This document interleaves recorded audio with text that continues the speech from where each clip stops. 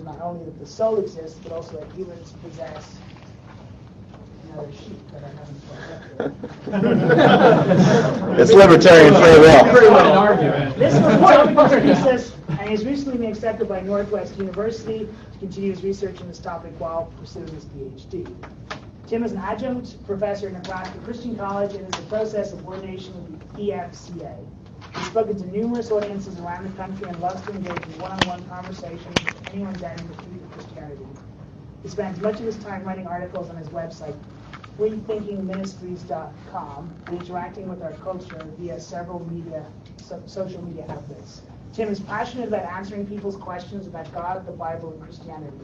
He's focused on reaching people both online and offline, both on Facebook and face-to-face. Besides theology and apologetics, Tim loves to spend time with his wife Tia and his son Ethan. He also loves watching football, basketball, and Star Wars. Yeah, all right. Good afternoon. First of all, I just want to say that I'm so humbled and honored to be a part of this team with you guys. I really look up to all of you, to each of you, and I've grown so much over the last 2 or 3 years being a part of this group, just through our Facebook page and some of our interactions. And I don't feel, I feel like I want to be listening to each of you up here, it said. So, I feel that way too. I know you do, Caleb. I know you do. But yeah, thanks for letting me be a part of this team. And I'm excited about what we're all going to do together.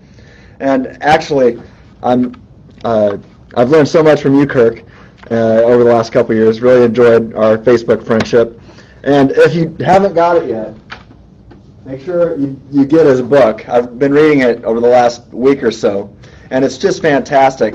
I've learned so much about Luis Molina. He's brought him to life in front of my eyes, and he's a fantastic writer.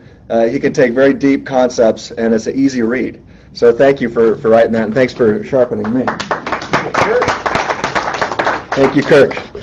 Anyway, how many of you got to see the video I recorded for Dr. Craig several months ago promoting reasonable faith?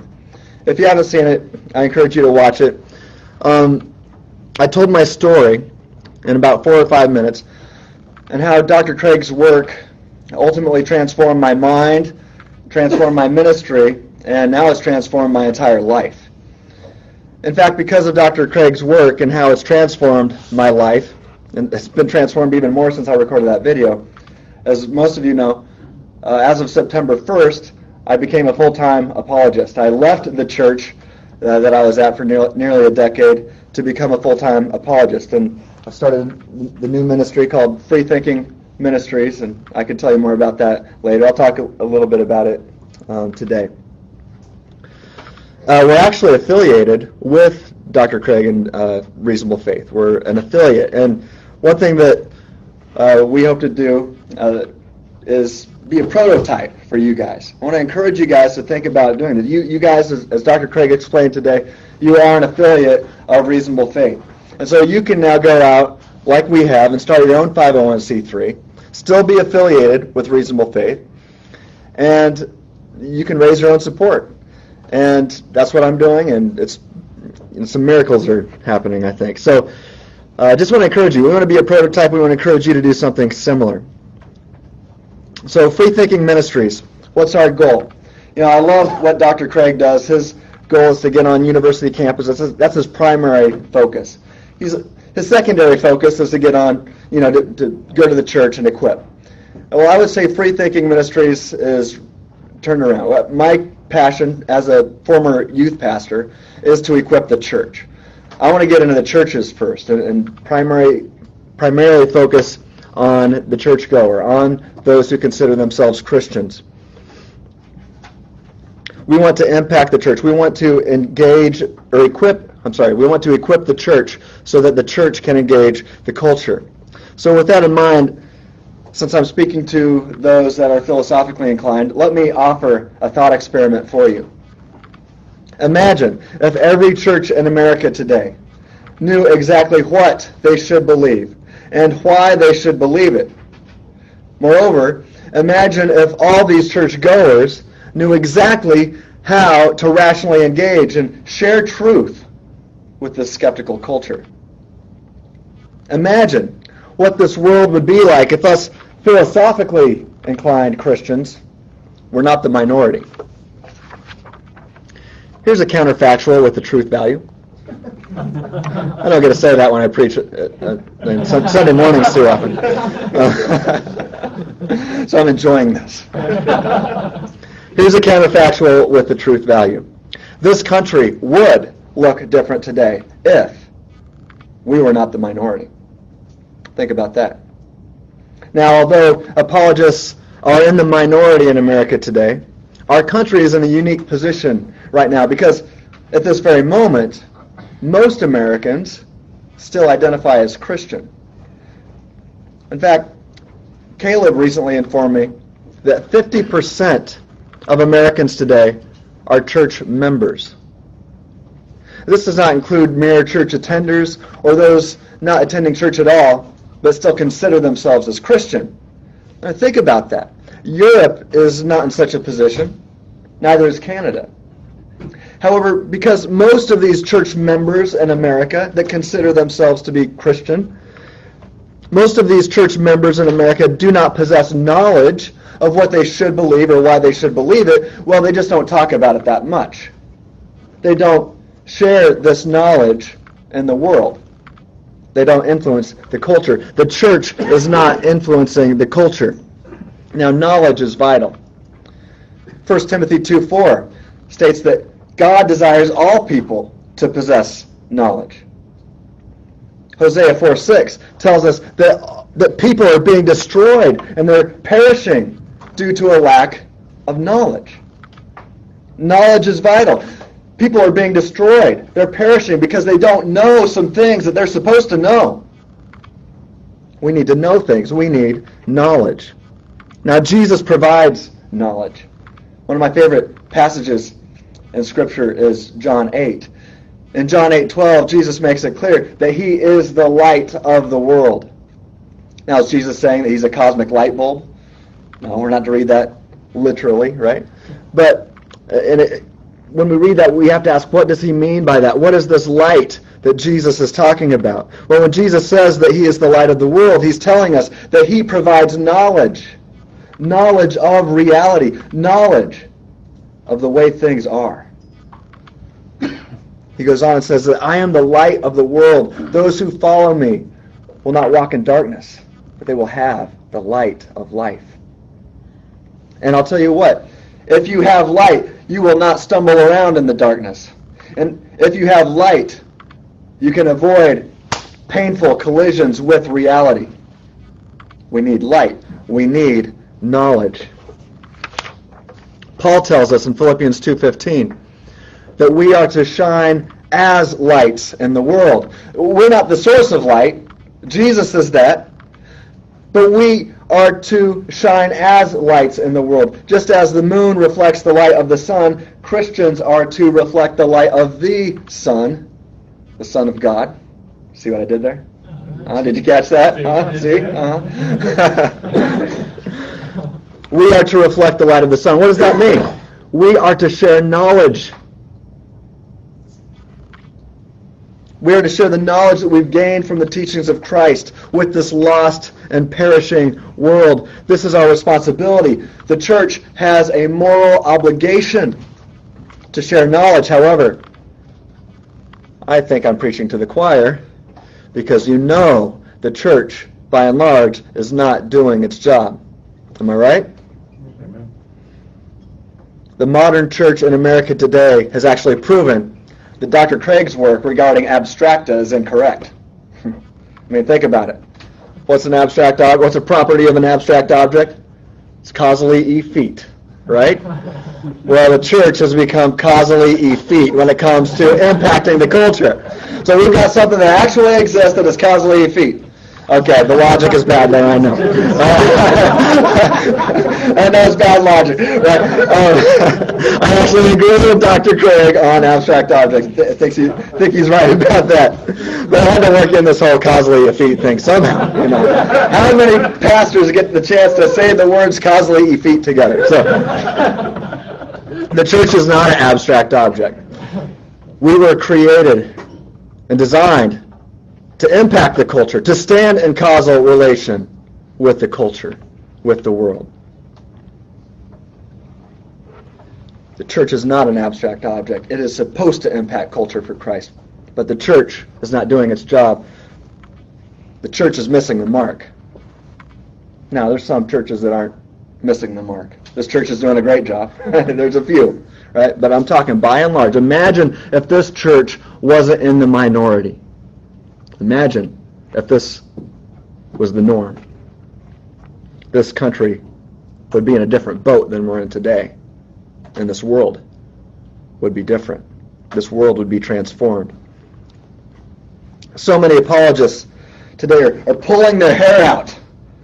Well, not because they want to look like me. I mean, they're not really pulling their hair because they're trying to look like me, because who can blame them? But, I mean, you were trying, it just stuck up there. Right? Now, a lot of apologists today are pulling their hair out because they're trying to equip the local church, but the church won't let them. It's like the church is pulling the Heisman, right? Keeping us at arm's length. The church doesn't want us clear-thinking Christians to get too close. We want to equip the church. We have a desire to equip the church, but the church doesn't always want us to help them. I hear questions like this quite often. How can we, as apologists and philosophers, share our knowledge in the church? How can we change the church culture so that the church can change the culture? And I've got to tell you this, speaking of pulling the Heisman, I was amazed at the resistance that I encountered when I initially felt God's calling for me to go into apologetics. I was the only pastor in the history of the church where I'm at, the Kearney Evangelical Free Church in Nebraska. It's an old church, about, 125 years old or so, and I was the only pastor on staff. I wasn't the senior pastor, but even the youth pastor, anybody with the pastoral position to be on staff that did not have a master's degree.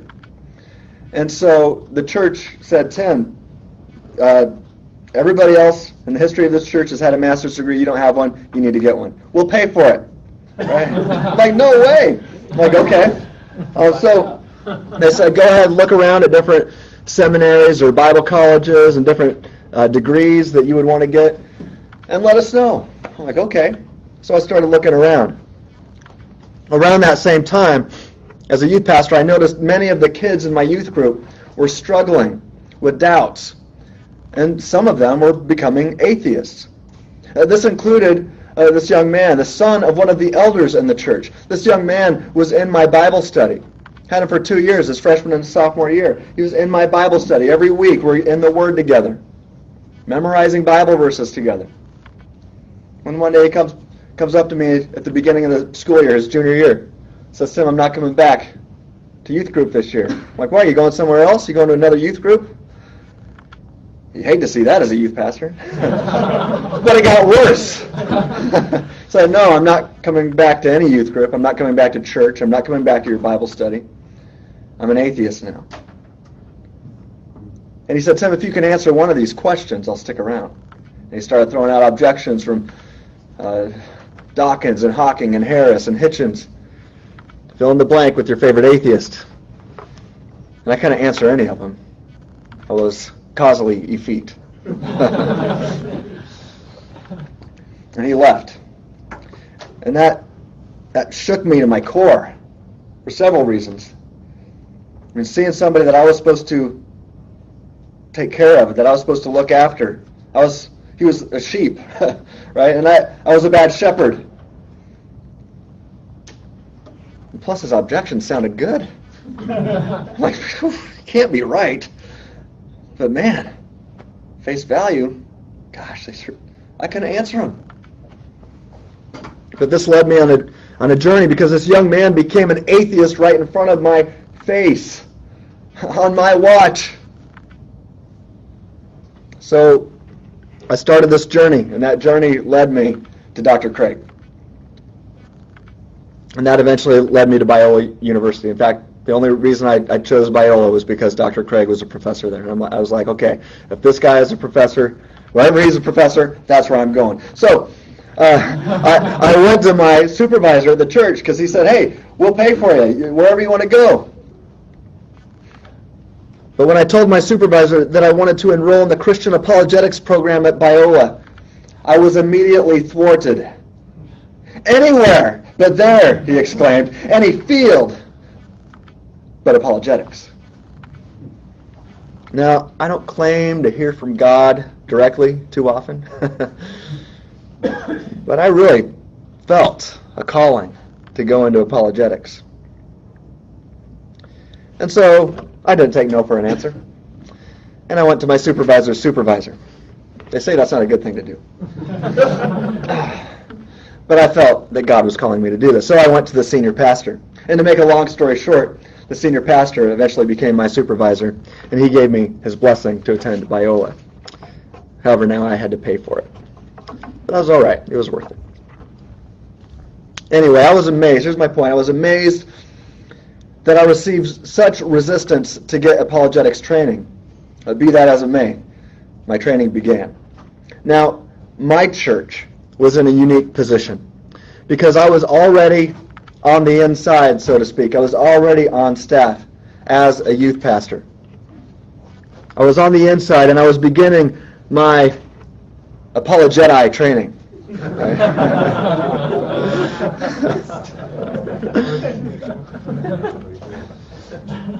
I was becoming transformed by the renewing of my mind, and I was so overwhelmed with joy. I was getting paid as a pastor to go to church every day, to go to the office every day and spend hours studying Dr. Craig's work. Studying God's Word and studying Dr. Craig's work. For hours a day. I was becoming transformed. I was learning that there was great evidence that what I had believed simply by maybe blind faith and, of course, the inner witness of the Holy Spirit, but of what I believed without evidence before, now I was finding, wow, we have evidence, we have warrant, we have justification, we have reason to believe Christianity is true. We had a reasonable faith based on all the data. Christianity is the inference to the best explanation. And isn't that what reasonable faith means? If you think about it, an inference to the best explanation. It's a reasonable faith. So I was transformed. I began to transform the church that I was already on staff in. I was being transformed, and as I was being transformed by the renewing of my mind, I began to influence my church from the inside out and transform my church from the inside out. And I was in a position that probably most of you are not in today. How many pastors do we have here? Not one. And so I was in a position that none of you are in today. So, what can you learn from me today? Here it is. All of you should go become pastors. If you want to influence the church, go become a pastor. I'm just kidding. It's not that simple, is it? You see, most pastors are not apologists, and they probably shouldn't be, at least not at the level that we are. Right? They're busy. They've got weddings and funerals and counseling and sermons to prep for and relationships to build, things like that. Honestly, when I started as a youth pastor, I went into apologetics because I was a youth pastor and I saw what was going on in the youth culture. It drove me to apologetics. But quite honestly, over the 5 years of transformation, I became a bad youth pastor because I wasn't building those relationships. I would rather be in the books so that I could teach the next class, right? No, I kept some of them, but I couldn't have as many relationships as normal. Pastors are busy being pastors. So we need to see pastors, though, even though they're not apologists like we are at our level, we need to see them have some equipping. We need to get their feet wet so that their congregations can get their feet wet. It's vital that we as apologists are active in the church and influencing the church, including influencing the senior pastor and the youth pastor too, especially. Listening to Jana Harmon last night, she said that the average atheist declares atheism at age 15. Wow. Yeah, we've got to equip youth pastors. So, how can we philosophically inclined apologeti influence the church? How can we help change the church culture so that the church can change the culture? Free Thinking Ministries that we just started is more than just one church. In fact, I actually just resigned from my church as the youth pastor. Now, they've still given me an office. They still consider me a pastor. I'm just not paid by them anymore. They do support me as a missionary now. Not at the same level that I had salary there. But they're supporting me and very supportive of what we're doing at Free Thinking Ministries. I still teach apologetics Sunday school there, and I'm still the first off the bench to back up the senior pastor when he's gone. So I get the chance to sermonize on Sunday mornings quite often too. And I love to give Bible-based sermons sprinkled with apologetics goodness. I can promise you anytime that I get a chance to preach a Bible-based sermon, it will be sprinkled with apologetics. And, I've realized that you can give an apologetics talk, and when I do that, I like to not start with the Bible, and the church isn't used to that, but I like to end with the Bible. I like to talk and give reasons, and then say, oh, by the way, that's what the Bible says too, and so you have reason to trust your Bible. But when you preach on a Sunday morning, you typically start with the Bible, say what God's Word says, and then preach out of that. So there's two different kinds of talks that I like to give. But I always sprinkle apologetics goodness into any talk, even if it's not an apologetics-based talk. Anyway, after dwelling upon how us philosophically inclined Christians can influence the church, I've come up with several actions that we can all engage in, which will lead to the transformation of the church, so that the church can do its job and instigate the transformation of our culture. And doesn't our culture need some transformation? Yeah. Now, this is not an exhaustive list to be sure, but this is how I gained the right. This is what worked for me. This is how I gained the right to minister to and influence not just my local church, but many surrounding local churches in the area. And now this is already starting to grow across the country. And in fact, just a month ago, I was in the Dominican Republic equipping pastors there. And we just started. What I want to share is some actions that we can all take to where you can have the same kind of influence and share with you what worked for me. I'm convinced that every apologist and every reasonable faith chapter director can influence the church by engaging in several actions. The first action you can take to transform the culture so that the church can transform the culture is this. Action step number 1, and this is Caleb's favorite. Become an online warrior. I am convinced that this has increased my influence on the church and culture today more than anything else. You see, I used Facebook and social media to my advantage. This wasn't a plan of mine. I didn't sit down and think, how can I have the biggest impact on the culture or on the church? It just kind of happened. But I am convinced that this has increased my influence on the church and the culture at large today more than anything else. And this is how it started. So start with this. If you want to impact your church, befriend as many church members and attenders as possible on Facebook.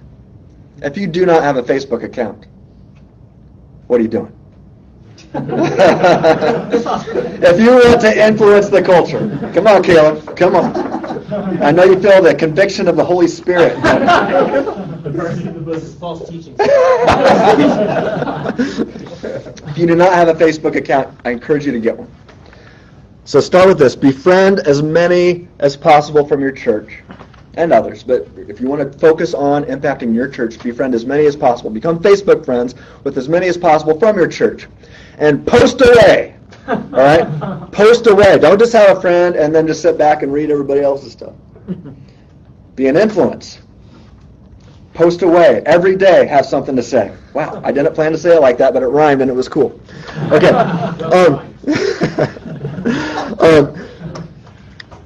post away. When your Facebook friends post about God or the Bible, Jesus, church, whatever, comment on their statuses, right? Encourage them. Be an encourager and an influencer. That's what I did. And when the trolls come out, and they will. They will. When the trolls come out, We slayed them. you sleep there. Well, let me talk. You don't slay the troll, you slay the argument. All right, come on. 2 Corinthians 10:5, Paul says, we destroy every argument raised against the knowledge of God. Take every thought captive to obey Christ. You know, and I had to learn that, man. I really had to learn that because when I first started, I was mad because of some of my kids becoming atheists. I had a hatred towards these atheist trolls, right? These wolves that were coming after my sheep. And I got into apologetics because I wasn't just going to destroy arguments. I was going to destroy them. You know, that was the MMA fighter in me coming out. I'm like, come on, you know, I'll take you on right here. And but God had to work in my life and transform my heart. Because he eventually showed me that, man, you need to love the arguer. Jesus says you love everybody from your neighbor to your enemy. That includes these atheistic trolls, right? You love them. You love them. And I had to realize, man, I got to take care of their hearts. While I take care of their hearts right here, while I destroy their arguments over here. They're different things. An arguer and an argument are different things. And I had to realize that. And I'm not perfect at it. Sometimes, you know, I'm supposed to speak the truth in love, and I think I'm growing at that, but sometimes today I can still speak the truth in irritation. And I've never seen anybody become transformed when that happens. But I'll tell you what, I've seen miracles when I've spoken the truth in love. Miracles. I've seen atheists become former atheists. Some, the fastest one ever was, I think, 9 days. 9 days. This hardened atheist who had an emotional revulsion to God because of the suffering that he's gone through.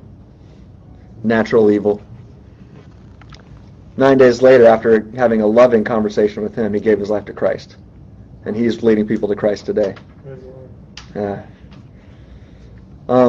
Others, it's taken longer.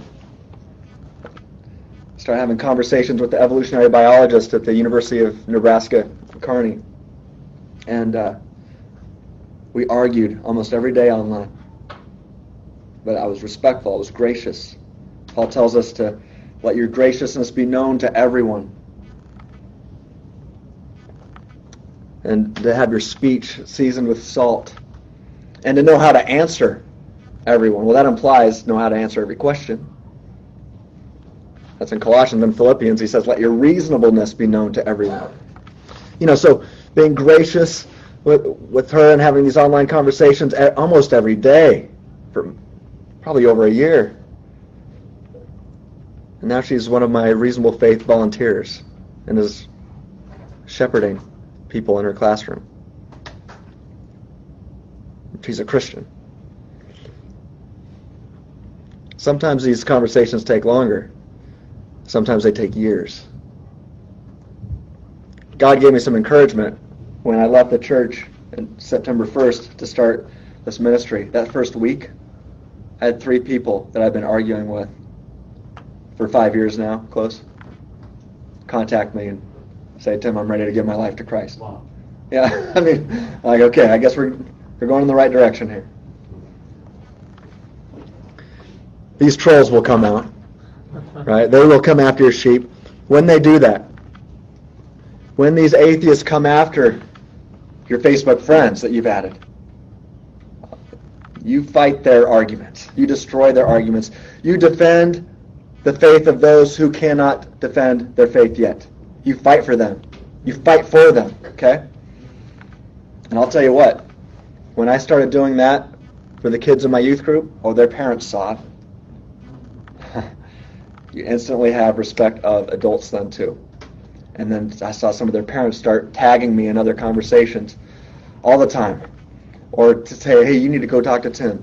You know, so pretty soon my influence within my church was growing because of what I was doing on Facebook and Twitter and other, you know, mostly Facebook. In fact, I'm convinced that I gained more credibility within my own church because of my online Facebook ministry than I had because of my pastoral position. When you're a youth pastor at a church, you're usually looked at as kind of like the PE teacher. You're not a real teacher. You just go play games with the kids, wear them out for us so they can pay attention. And it's just kind of the stigma that goes along with that. They don't take you too seriously.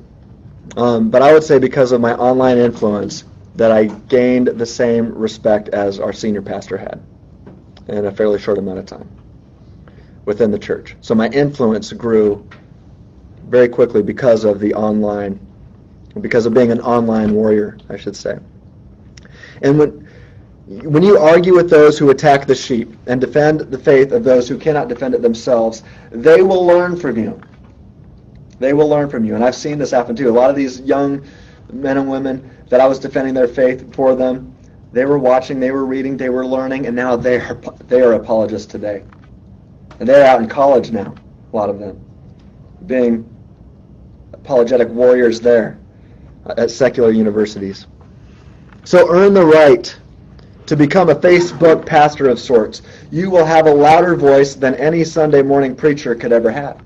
Think about that. I mean, as your friend list grows, you have a pulpit to speak to them. Every time you post on Facebook, treat Facebook as a pulpit. Now, I'll tell you this also, while you're on Facebook, network with others who have the same mindset. And what do we have here? We have a team. We have an army here. Wallace and I and a few of us were talking last night that it's almost like, Wallace and I like to go into some of these atheistic threads and these atheist groups where there's a whole army of atheists, but we're kind of like, us apologeti, we're kind of like commando warriors, right? It only takes like 3 or 4 of us. We can go on and take on a whole army and win. When you got truth on your side, it's not that hard, right? But we can impact the lives of so many when you network. And, and even Kirk and I, there's been times when I've been having debates with people, I'm like, I've got some questions now, and I've gone to you a couple times. It's been a while now, but I needed something answered, and I knew that he had studied this and written on it in the past, and it really helped me. And sometimes guys, Steve Williams and Robert Oram, they're not here with us today, but they love to get online and to argue. And Wallace and I, along with Steve and Robert, just in this last month, we were on an atheistic Facebook group, arguing with all these guys. And we had these private messages going that nobody can see. And so the three or four of us were over there dialoguing with each other and like, all right, we'd get all of our ducks in a row. And then I'd go fight these battles for a while. Now it's time for me to go hang out with my family. So I go tag somebody else. I'm like, hey, take a look at what so-and-so said. Check out what I said. Hey, will you mind arguing this for a while? And then they'd go. So we'd just be like tag team, And then sometimes we'd all 4 of us go in there at once. Bam, bam, bam, bam, bam, Just destroying all these arguments together. Network with each other. There's such a resource here in this room. Reasonable Faith Chapter Directors. In fact, go to our Facebook page, right? If you got a question on something, say, hey, I'm having this argument with an atheist over here. Any ideas how to respond to this? All right, let's take that Facebook page of ours to another level. It is something special we got. And I think maybe all of us, including me, have been taking it for granted. But I see here a family that can really start growing together to really impact this world for Christ. So I really want to encourage you to take the Reasonable Faith Chapter Director Facebook page. Let's take that to another level. Let's really get to know each other through that. And let's go take on these lies together. Also, while you're on Facebook, share Dr. Craig's videos relentlessly. Share his podcasts relentlessly. His debates. And also share stuff from a ministry called freethinkingministries.com. We're gonna have it's gonna be up and running, fully functional next month. A lot of you are reading some of the blogs I'm doing right now. That's on a different site that's going to be terminated. It's called Freaking Ministries with ENG, Freaking Ministries. But we're going to start Free Thinking Ministries. We've got a coming soon page up right now, but next month it's going to be ready to rock. And I also want to encourage you, we're going to have a guest blog section. And those of you that feel inclined to write, contact me. Say, hey, I'd like to write something on this topic. I would love to share your work on that page too.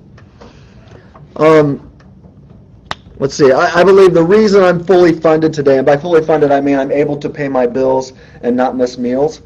But the reason I'm able to be a full-time apologist today is because of my online ministry. That is how the people came to me and said, hey, we believe in what you're doing. We see that you're fighting this good fight. You're strengthening the faith of our kids and our grandkids. We would like to support you to do this at a bigger level. And there's no doubt in my mind, it's all because of the Facebook ministry. I want to encourage you guys to do that. And start your own blogs too. You guys have something to say. You guys are intelligent. How many of you write blogs right now? A minority. Okay? You all have something to say. And when you write something, well, now you can share it on Facebook and Twitter. And so I encourage you to start influencing. We're seeing a lot of atheists make the mistake of saying, oh, the internet is going to destroy Christianity. The internet is going to make everybody atheist. Well, it's also the internet that I got into contact with Dr. Craig's work, and it's also through the internet that I got my degree from Biola. So the internet is we can use it to our advantage and use it as a tool. So I just want to encourage you guys to do that. I believe that my presence on Facebook has given me more credibility with the church than my pastoral position at the church ever did, and social media can be much more powerful than any pulpit today. Every time I get on Facebook, I make sure I treat it as a pulpit. The battle today is a battle of ideas, and this battleground, as you know, is not on land, but rather it's online. It's in the mind.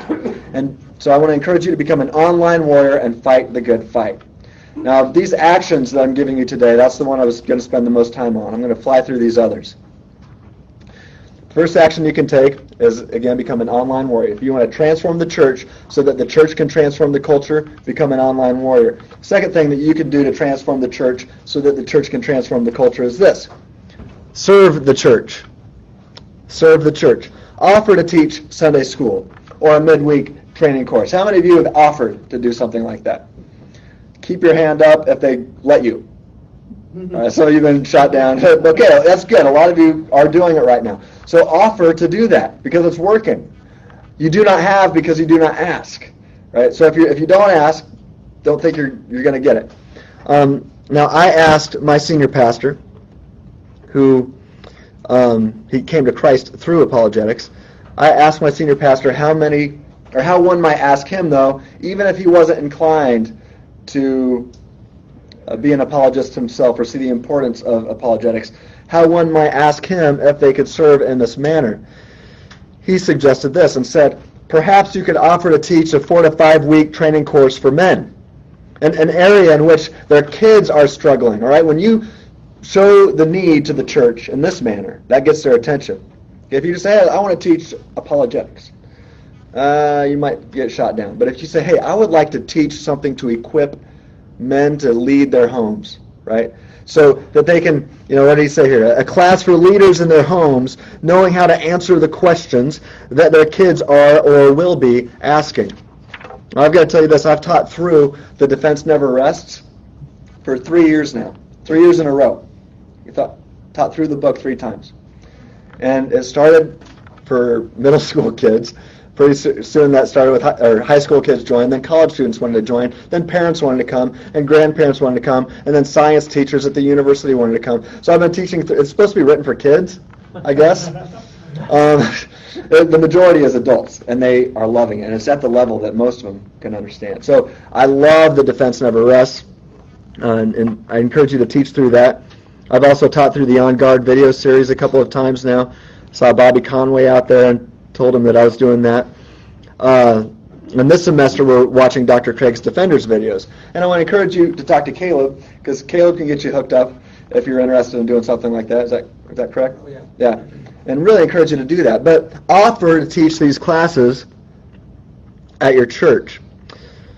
Now, since many churches, for some weird reason, have a revulsion to the word apologetics, you might not want to offer to teach apologetics. Perhaps you might want to say, I would like to teach a class in theology and evangelism. That's really what apologetics is. I mean, the church likes those words. Theology, hey, that's great. Evangelism, oh yeah. Not apologetics, obviously, it's not all churches, but there's many churches that have that feeling towards it. Now, I'm not asking you to lie. I'm just reminding you to be as wise as serpents. Now, if that doesn't work, offer to do something else. Become a youth group sponsor. How can you impact? If these kids are becoming atheists by age 15, maybe that's a great way to serve. Become a youth group sponsor. Volunteer. If you have to, see if you can become an elder. Maybe some of you are in a position that you can work your way up or be an influence to the church. And you know what? If none of that works, become the janitor, for crying out loud. But the more you serve the church, the more you gain the right to equip the church and influence the church. That's the second action to take, is to serve the church. The third action that you can take to transform the church so that the church can transform the culture is this. It's pretty simple. Stock the shelves. Stock the shelves. Make sure the church library has copies of good apologetics resources and books like On Guard.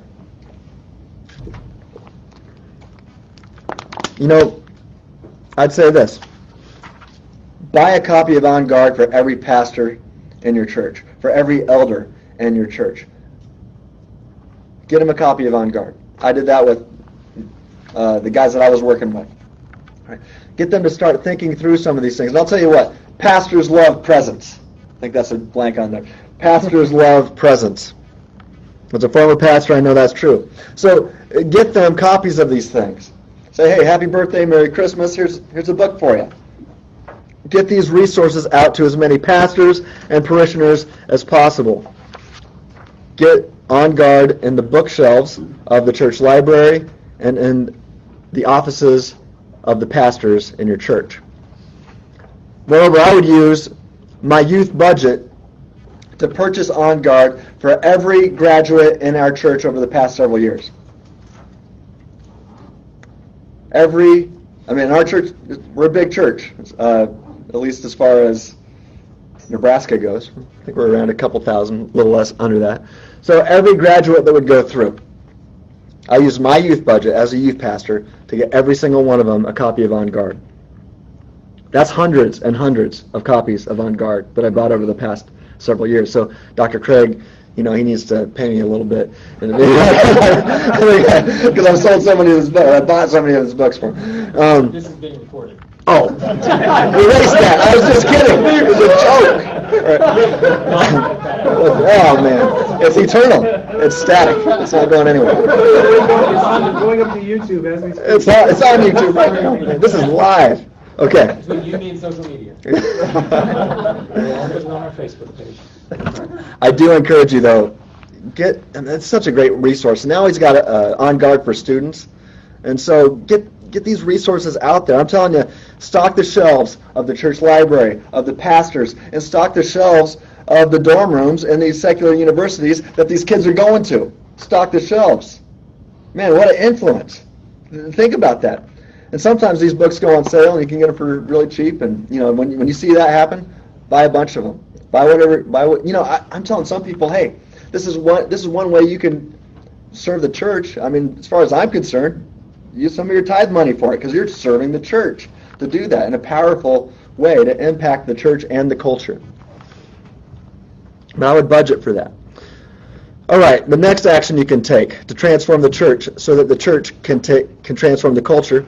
Action number 4 here is help them see the need. Help them see the need. That means point out the darkness all around. Sometimes it seems as if the church has their rose-colored stained glass window lenses on, right? And everything's looking great. And they're oblivious to the darkness around them. That's starting to change, I think, because of the direction our culture is going. But point it out to them. Point it out to them. Make them watch the news.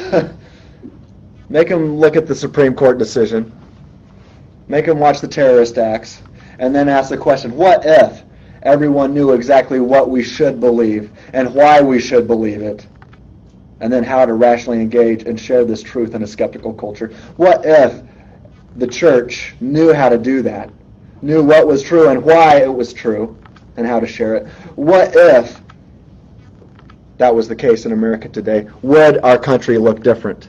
Would the world look different? Point out the darkness, and then ask those questions. What has been meant for evil, God can use for good. So you look at these evil things and point it out to the church. Say, we need to equip the church. We need to equip these churchgoers to go out and influence this world, to reflect the light of Jesus, to share knowledge.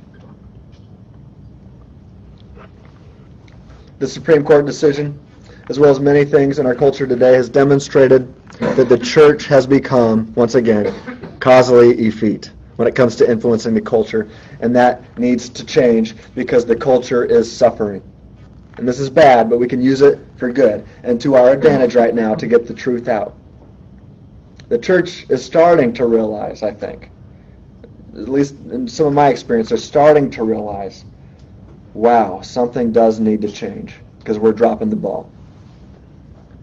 And I'm pointing this out to my pastoral friends from other churches too. Point it out to them. As I mentioned earlier, most Americans today identify as Christian. But why is it that 3.1% of secularized atheists are steering the ship? When 50% of Americans are church members, why do we let 3.1% of these atheists steer the ship? And we stand by, must be time for Jesus to come back. No, get out there and start preaching the truth. Now, I know you guys are doing that, but we've got to equip the church, and we just got to tell the church, this is your job. This is your job. That's why I'm passionate, and Free Thinking Ministries' focus is to equip the church, because I believe that if the church would step up and do its job, we wouldn't feel like we had to. We play a different role. We equip the church and let this sleeping giant, let's wake up the sleeping giant and see this church make a difference. Almost done here. My last point. This one's kind of controversial, and so I'm willing to get some pushback here. Action number 5. Abandon the sinking ship. Abandon the sinking ship. And of course, then, jump into a strong floating ship. Let me explain. If the church resists your every effort to equip the church with apologetics wisdom, then it's simply time to abandon ship. So find a church then that desires to engage the culture and influence the world. Don't stay at a dying church that resists medical treatment and that silences your voice. Let dying churches die. I even talked to my senior pastor about this. Am I getting this right? And he would even agree. If you've got a church that wants to die and is not willing to take the steps necessary to impact this world and to influence this world, then you just got to leave it. Find a church that understands that the church is called to transform the culture and is willing to be transformed itself. Now, don't make hasty decisions. Try repeatedly to influence the church. But if the church continues to pull the Heisman, give them their wish. And find a church in which you can have an influence, to influence that church and culture. Find a church that wants to engage the culture, even if they don't know how at the moment. And then equip that church. Transform that church culture so that the church can begin to transform the culture. Let me conclude with this. By taking these 5 actions, evangelical philosophers and apologists can influence the local church. In fact, the church culture will begin to change, and the church will begin to change the culture. I used my influence as a lowly youth pastor. We went through a senior pastor change where the guy that was my boss and leader for several years, he left. And so there was a void there. And I used my influence to help find a senior pastor that sees the need for apologetics. And like I said, he became a Christian through apologetics in his late teens. And so he sees the need for it. And plus he's a self-professing Molinist. How cool is that to have a senior pastor that's a Molinist? But And before our senior pastor was hired, our church went through a time of restructuring our mission statement and our core values. And I used my influence, logical reasoning skills, right, to make sure that we got these things right so that a good candidate would want to come work for our church. You all have an ability to influence the church, and you're called to do so. Ultimately, you have an ability to influence our culture today. If you become an online warrior, and if you serve the church, become anywhere between a janitor to an elder, you serve the church, and if you stock the shelves, and if you point out the darkness to the church, and if you don't stay on board sinking ships, then your influence will be powerful. Let me end with one more proposition with a truth value. If we all engage in these actions together, we will change the world for God's glory. Thank you.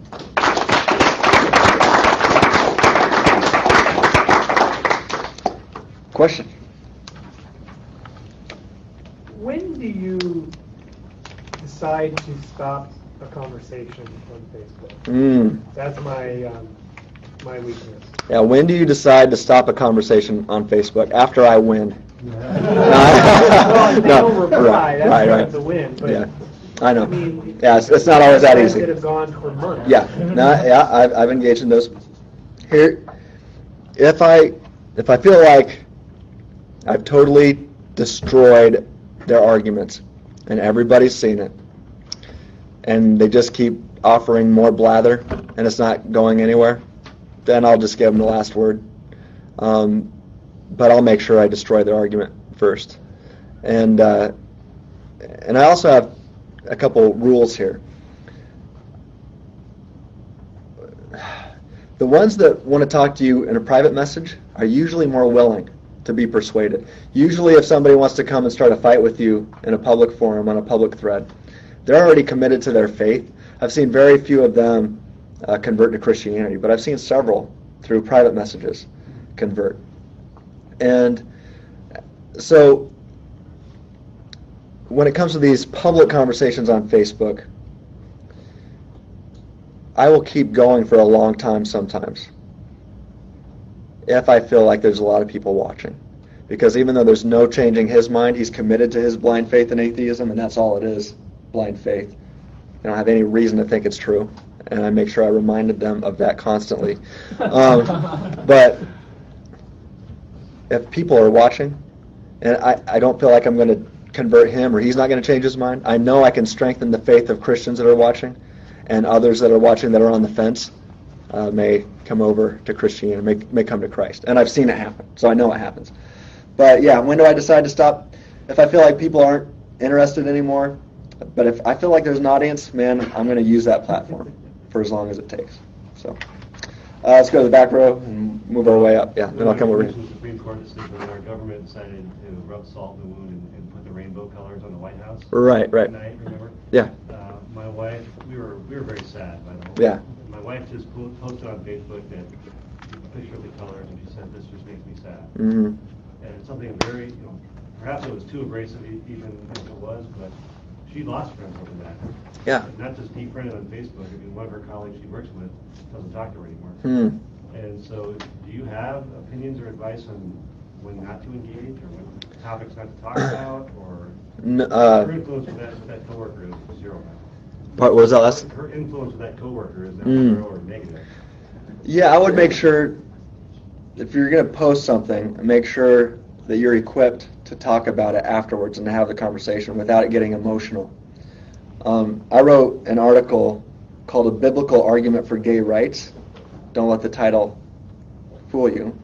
Okay, but I use it to argue for where even rights come from in the first place. And so by gay rights, I mean that because they're humans and they have human rights, but that doesn't mean homosexual activity is good. In fact, it's bad. So you can read the article. But I wrote that about a year ago, and then I re-released it the week after the Supreme Court decision, and it went, I won't say viral, but man, got thousands of hits on it, and from around the country and world, people were contacting me about it. But But I was equipped, I was ready to have the conversation and to defend my views without being defensive. So I was able to offer a rational. Now, I got a lot of reads, too, because it was a biblical argument for gay rights. And so all my, all these homosexual advocates were like, oh, Tim's converted now. And then they went to read it based on the title, like,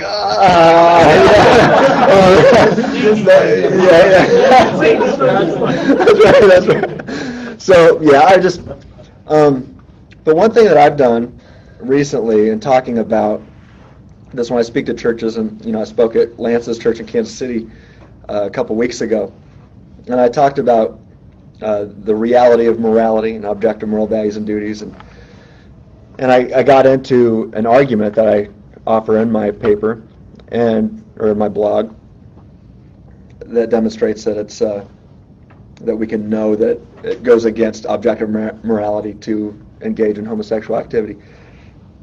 Offered a logical argument for it. Anyway, I used to just give all the logic when I would speak. Here it is, therefore homosexual activity is wrong, objectively speaking. And now, based on the advice of my new senior pastor, he's from Boulder, by the way, and so he's used to being in a culture where the whole culture wants to disagree with him. Now, when I talk about this, I'll almost apologize first on behalf of all Christians for how homosexual people might have been treated. And I really try to, I am sorry, I can't even imagine what you're struggling with. And I feel like I need to apologize for how many so-called Christians have treated you. And so I've just really tried to learn how to take care of their hearts a little bit and then say, but I still need to speak the truth. And my goal is to speak this truth in love. And if you aren't feeling that love for me, know that I'm trying to give it to you. So I've changed the way I've approached it. And it's harder. Here's the problem with online, though. They can't see your face or hear your voice. Yeah. So you can write, type in those little smiley faces, sometimes. But yeah, that's the one problem with it. But it's still a venue that we have to use, I think. Let's come down the line here. So I have a question regarding the balance between your personal life on Facebook and your apologetics life. Yeah. I listen to Greg Coco, and he tries not to post a lot of stuff on his personal page, so I thought, well, let me try that as well. So I started a Facebook page, tried to post my apologetic stuff there, and of course, once I make that move, the viewings go down, right? Yeah. And so unless you're really good at dealing with that, so how would you suggest navigating that? With that, are you asking how not to let this consume your life? Well, what I mean, it's not about consuming my life, but you have the personal side of your personal Facebook page versus an official apologetics page that you're on. That and I guess not just balancing the content. Okay, maybe you want to post a picture of your kids. Oh, you want to see your kids, I see what you're saying. But once you start posting a lot of apologetic stuff, then I treat Facebook as a pulpit. Right. So every time I get on there, if I was preaching a sermon or giving an apologetics-based talk at a church, okay, sometimes I'm going to put, hey, this is my family. This is my wife and kid up there. Hey, I love Star Wars. Can you guys wait for the new movie? Things like that. I want people to know me as a person. And when they get to know me as a person, then they're more willing to listen to my ideas, too. So I have no problem sharing. I always say, you can count on me posting on Facebook the stuff I like to do, my family, and apologetics or theology of some sort. Okay, that's it. It's basically all you're going to get from me. And you got to be careful. There's some things that you want to say. If you're the senior pastor, there's some things that you would say from the pulpit that would get you fired. All right. I try to be very careful with what I say. I'm not perfect, okay, but we have to keep that in mind. But yeah, I would suggest just being you, right? Put the things that you enjoy apart from apologetics, share that stuff, and then share your apologetics thoughts. Just be a real person. That's what I'd say. Does that answer your question? Well, yeah, just to kind of follow up, so do you personally have a Facebook page, or do you do all this from just your name? Facebook? Yeah, right, and my wife and I are talking about this. She thinks now with Free Thinking Ministries about to be officially launched that I need to have a Facebook page like Dr. Craig has a Reasonable Faith page. And I'm still wrestling with that right now. Because I've got about 1,000 people left I could add. So if you're not friends with me, add me. But I think you can only have 5,000 friends on your. I think I'll think about that once I reach my limit on Facebook, because I really want to do a good job of impacting. And plus, Free Thinking Ministries is a little different than Dr. Craig's work because I'm really trying to focus on the church.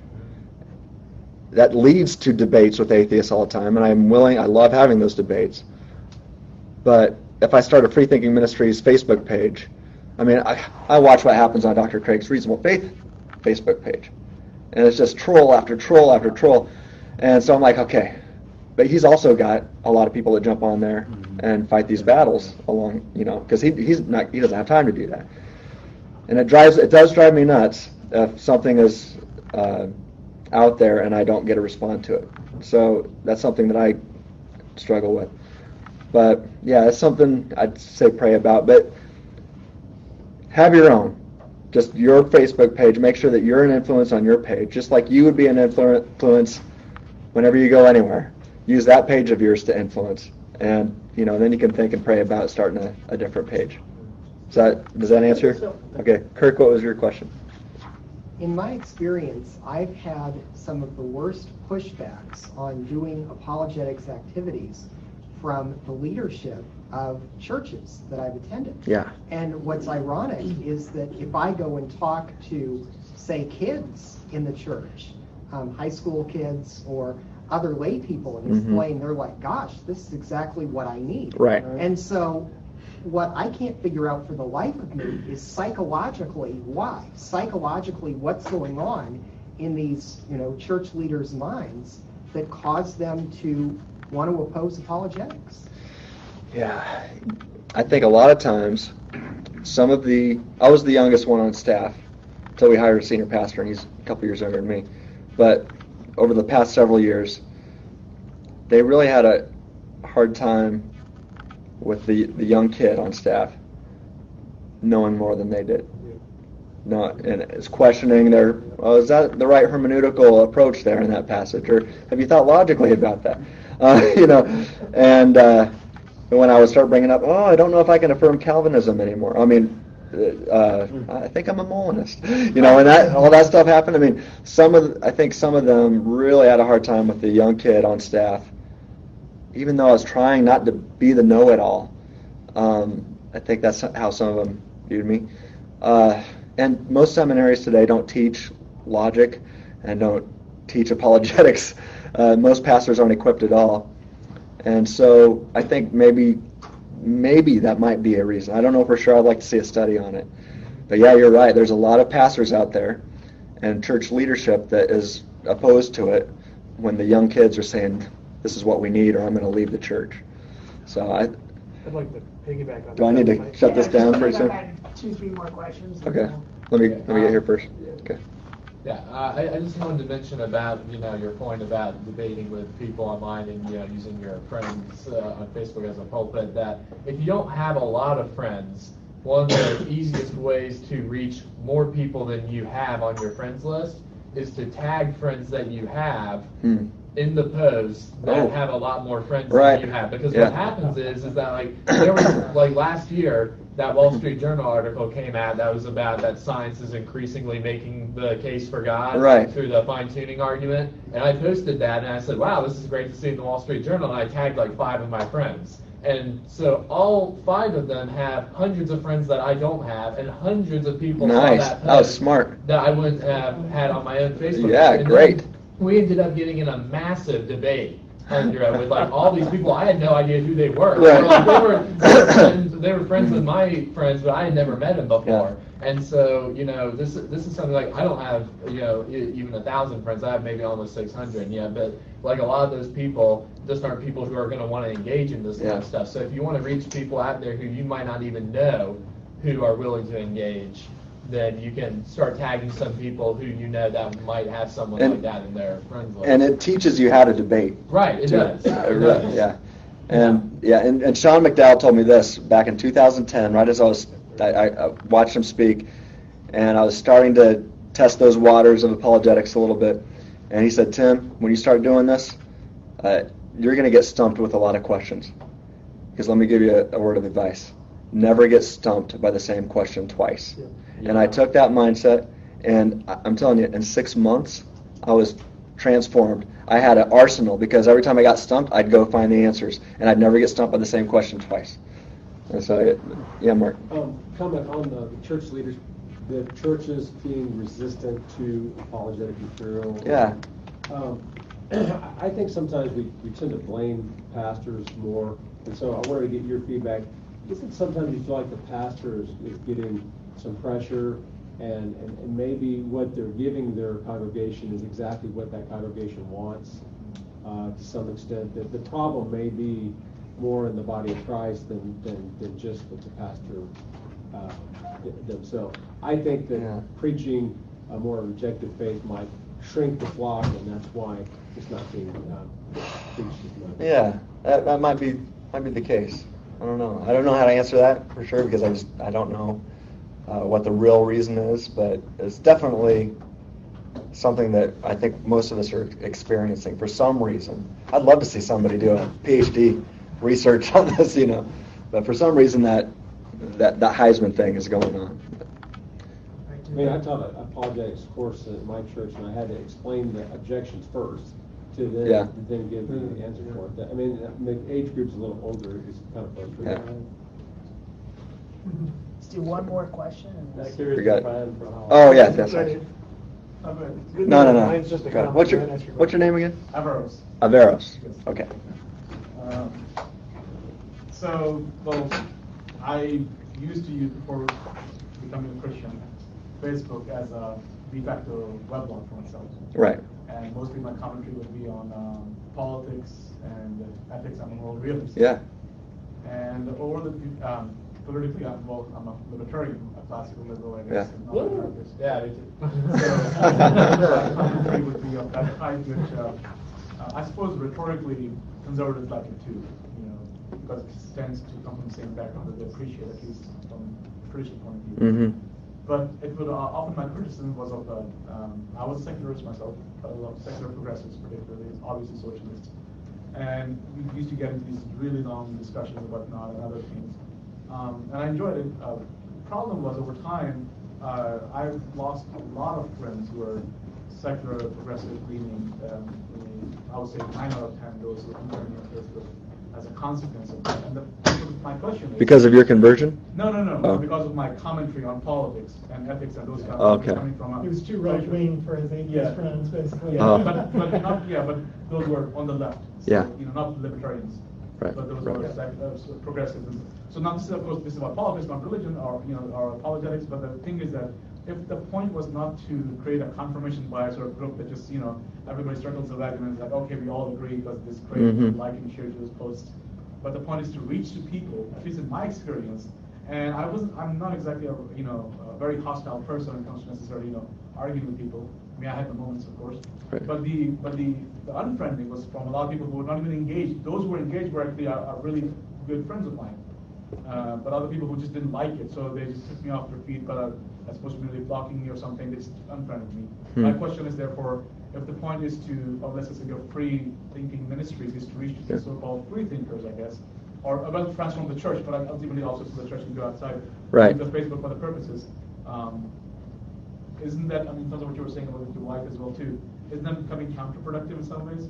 People you want to reach, I guess, those who are not believers may just turning off. Well, for some reason, I've had the opposite experience. I haven't had anybody defriend me.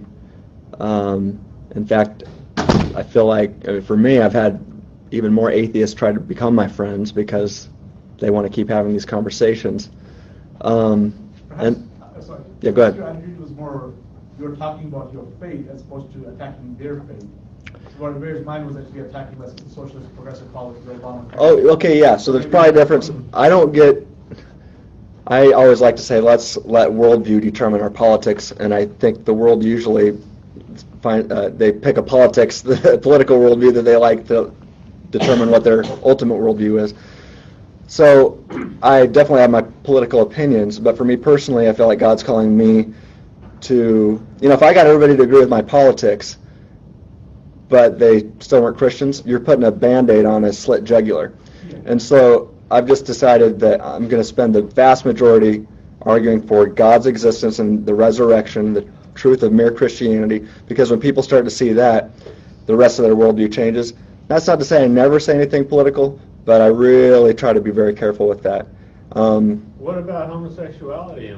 Well, that did get... Because that's a right. complete fusion of the political Yeah. and the moral. Well, because I talked about it simply based on logic alone. So, and from a theological perspective.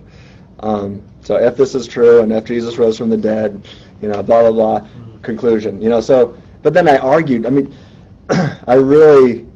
I turned, at the end of the article, I shifted gears and really was careful to speak in love. So if you speak out of irritation, if you're speaking the truth in irritation, you're probably going to lose a lot of friends. But if you're careful to really love the person that you're arguing with, and I'm not perfect at it, and sometimes they're going to drive you so crazy that it's just really irritating. But really try to love them. You might see more people coming to be your friend. I don't know. That's a good question, but I would love to talk to you guys more. And again, I hate to be rude and cut off these conversations. And again, hopefully people are here. Tim will be here, so it's another big hand for Tim. Thank you, guys. Is that ready to go now, Caleb? Or? Yeah. Sure. And do you guys think we need a 5-minute toilet break? Or Yeah. Okay, let's go do that. We'll come back and we'll try and get here and close maybe before 10. Sorry.